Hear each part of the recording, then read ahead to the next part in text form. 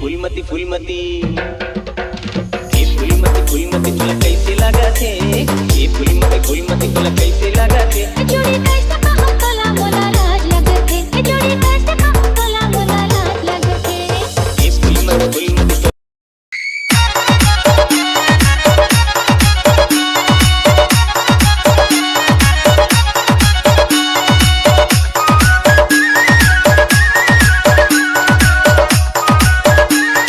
DJ Dinesh.